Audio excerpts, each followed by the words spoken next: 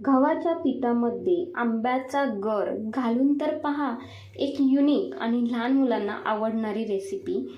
नमस्कार, सुहानीज किचनमध्ये आपले स्वागत आहे. आज आपण लहान मुलांच्या आवडीची तसेच मोठेसुद्धा आवडीने खातील एवढी ही चवीला जबरदस्त रेसिपी तयार होते.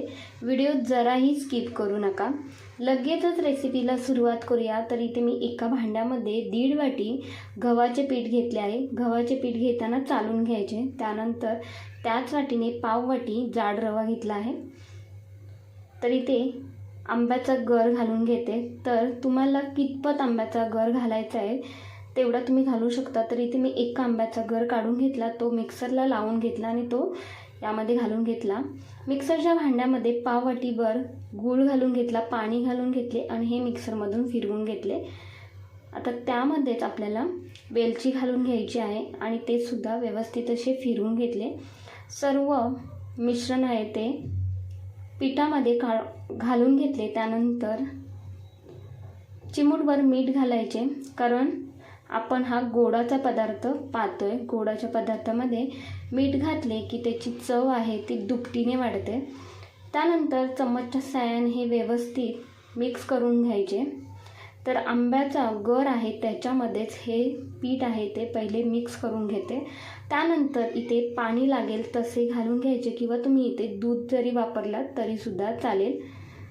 तर इथे मी थोडे थोडे पाणी घालून हे मिश्रण आहे ते सैलसर थोडेसे आपल्याला तयार करून घ्यायचे आहे. तर जास्त घट्टही नाही आणि जास्त सैलही नाही, म्हणजे मध्यम स्वरूपाचे हे मिश्रण आपल्याला तयार करून घ्यायचे आहे. तर इथे पाहताय तुम्ही आपले मिश्रण मस्त असे तयार झालेले आहे. तर मध्यम स्वरूपाचे हे बॅटर आपले तयार झालेले आहे. खूपच छान हे बॅटर तयार झाले आहे. सुगंध तर खूप मस्त येतो आहे याचा. तर आता हे असे झाकण ठेवून आपण 20 मिनिटासाठी बाजूला ठेवूया, म्हणजे रवा छान असा भिजला जाईल. 20 मिनिटानंतर बॅटरकडे वळूया. बॅटर थोडेसे घट्ट झाले आहे, पण जसे आपल्याला पाहिजे ना ते तसेच आपले हे बॅटर आहे. पहा, चम्मचने वरून सोडत आहे ते पटकन पडत आहे, असेच आपल्याला बॅटर हवे आहे. तर आता लगेचच आपल्याला रेसिपी तयार करून घ्यायची आहे. तर त्यासाठी इथे मी कावील घेतले आहे आणि कावीलला ब्रशच्या साहाय्याने तेल लावून घ्यायचे. कावीळ व्यवस्थित गरम झाली की त्यानंतर यामध्ये 1 ते 1.5 पळी बॅटर घालून घ्यायचे आणि गोल गोल करत हे मिश्रण आहे ते अशा पद्धतीने पसरवून घ्यायचे आहे. जास्तसुद्धा हे पसरवायचे नाही, थोडेसेच पसरवून घेतले. त्यानंतर गॅसचा फ्लेम आहे तो मंद ठेवायचा. मंद आचेवरतीच आपल्याला हे तयार करून घ्यायचे आहे. जाळी पाहताय तुम्ही, खूप सुंदर अशी जाळी पडते. वरून 1 चम्मचभर तेल सोडून घ्यायचे. तर आता तुम्हाला समजलंच असेल आपण काय पाहतोय. आपण आज पाहतोय आंबा मालपुवा.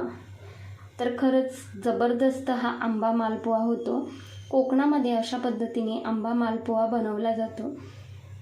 तर यावरती झाकण ठेवायचे 1 मिनिटभर. नंतर झाकण काढून घेतले. झाकण काढल्यानंतर बाजूच्या ज्या कडा आहेत त्या आपल्याला मोकळ्या करून घ्यायच्या आहेत अशा पद्धतीने चम्मचने, आणि व्यवस्थित या कडा मोकळ्या झाल्या की पलटी करून घ्यायचा. तर पलटी करून घेतला आहे. रंग पाहताय किती सुरेख आलेला आहे या मालपुवाला. खूपच मस्त असा हा मालपुवा तयार होतो. तर दुसऱ्या बाजूने सुद्धा मस्त असा हा शेकून घ्यायचा. अजिबात गॅसचा फ्लेम कुठेही हाय करायचा नाही, मंदच ठेवायचा आणि मंदच आचेवरती आपल्याला मालपुवे तयार करून घ्यायचे आहेत. तर दुसरा मालपुवासुद्धा मी घालून दाखवते. तेल लावून घ्यायचे कावीलला आणि त्यानंतर मिश्रण घालून घ्यायचे. 1 चम्मचभर तेल सोडून घेतले. गॅसचा फ्लेम मंद ठेवायचा. मंद आचेवरती मालपुवा मस्त असा शेकून घ्यायचा. नंतर तो पलटी करून घ्यायचा आहे. तर शेकण्यासाठी थोडासा वेळ लागतो, अजिबात घाई करायची नाही. व्यवस्थित असा शेकला पाहिजे हा मालपुवा, तरच चवीला खूप जबरदस्त हा मालपुवा तयार होतो.